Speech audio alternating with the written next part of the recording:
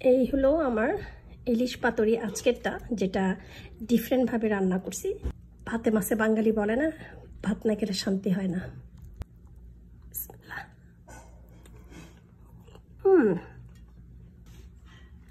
এটা আগে হতো না, গত 2 বছর হলে হয় যে এই সবজির সময়টা হলেই আমার আর অন্য কিছু হবে না, এই লাউ শাক আর ইলিশ মাছ বেশিরভাগই আমার পাতুরি হয়।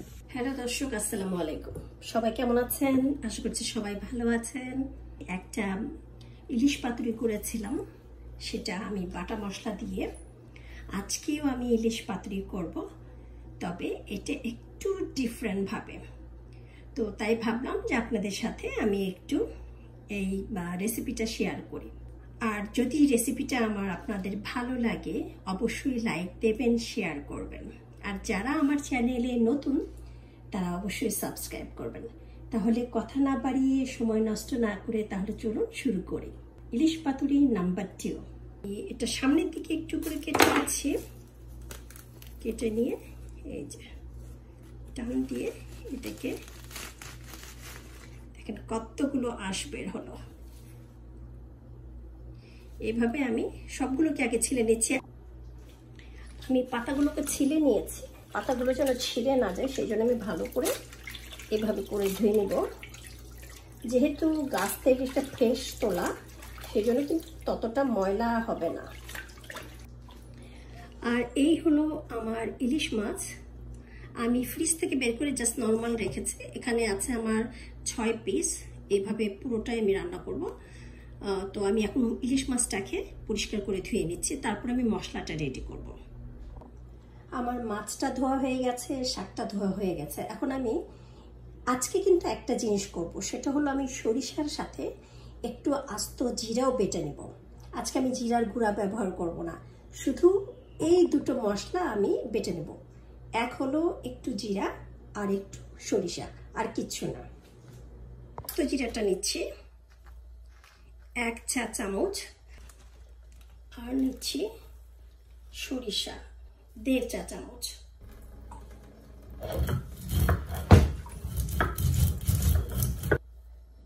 সরিষা আর জিরা বাটা হয়ে গেল।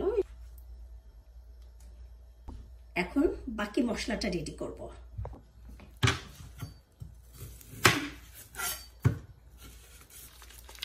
আজকে রান্নার স্টাইলটা একটু আলাদা।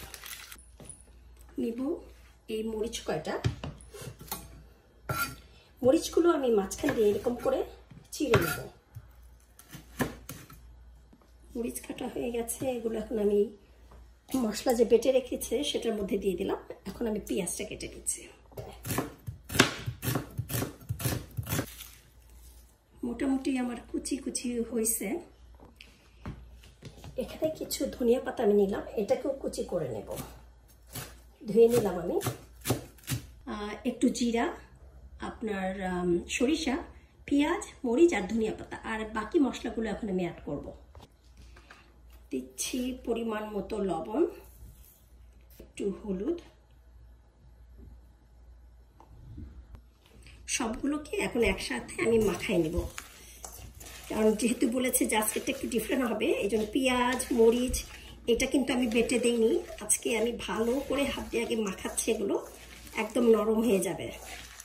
আর পেঁয়াজটা কুচি করে কাটা, তো এই জন্য অতটা খারাপও লাগবে না, মোটামুটি আধা ছেঁচার মতো লাগবে। দেখেন হাতে কিন্তু আমার প্রায় আধা ছেঁচা হয়ে গেল, যে এখানে সরিষা এখন আছে হাতের 12টা। আমি এখন আপনার 1.5 টেবিল চামচ পরিমাণ, যেহেতু মাছ 6টা, আর এই তেলটা দিলে আপনার মোটামুটি প্যানে কিন্তু কোনো তেল লাগবে না। আজকে কিন্তু মাটির কড়াই করব না, কারণ মাটির কড়াইটা একটু ছোট, তো 6টা মাছ একসাথে হবে না। এখন আমি এই মাছগুলোকে এটার মধ্যে নিয়ে নিচ্ছি। আচ্ছা, একটা করে নিয়ে না একটা করে মাখাই আগে, তাহলে হবে আপনার কি মাছের গায়েও সুন্দর করে একটা মশলা লাগবে। পাতার মধ্যে দিয়ে পরে দিব, আগে মাছের গায়ে আমি একটা একটা করে এভাবে করে সবগুলোকে এখন একটু মাখাই দিব। আজকে আমি এই ননস্টিক প্যানে করব। প্রথম পাতাটা নিলাম, আর এই মাছটা দেওয়ার আগে আমি কিন্তু এখানে একটু এইভাবে করে মশলা একটু দিয়ে দেবো আগে। এটা মাছের যে নিচের অংশটা থাকবে সেইটা।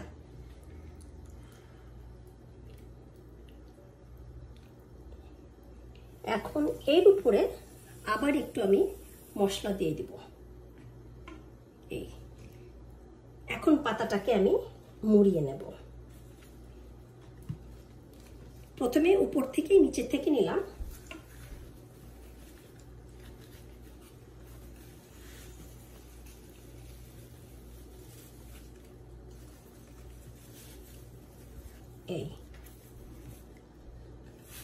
এইভাবে করে আমি সরাসরি প্যানে দিয়ে দেবো। এখন সবগুলো আগে র্যাপ করে নেব আমি।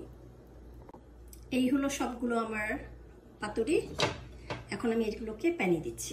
এখানে জাস্ট একটু এইটুকু আমি শুধু প্যানটাকে একটু মানে একদম ড্রাই না রাখে আপনার এই প্যান আমি তেলটাকে একটু ছড়িয়ে নিচ্ছি এইভাবে। এখন আমি পাতুরিগুলো বসিয়ে দিচ্ছি, দেখে দেখে যে কোনটা কোন দিকে যাবে।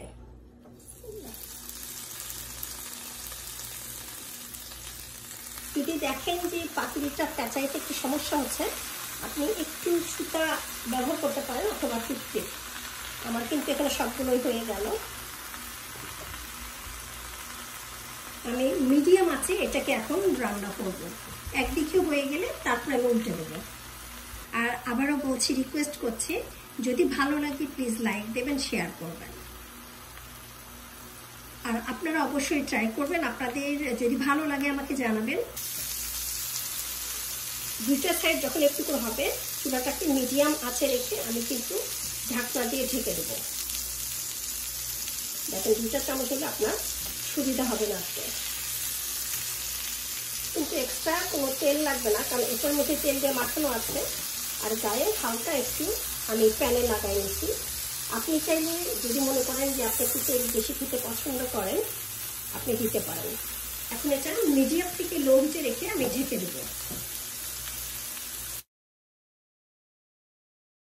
এখন আমি এটাকে আরেকবার উল্টে দেব।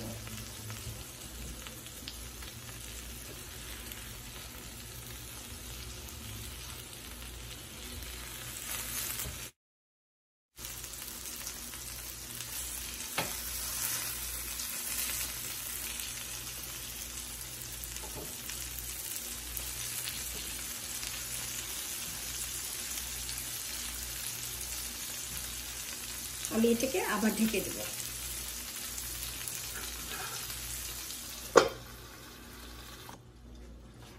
আমি চুলাটাকে বন্ধ করে দিলাম। আমার হয়ে গেছে। এটাকে একটু কিছুক্ষণ দমে রাখবো, তারপর আমি এটাকে পরিবেশন করব।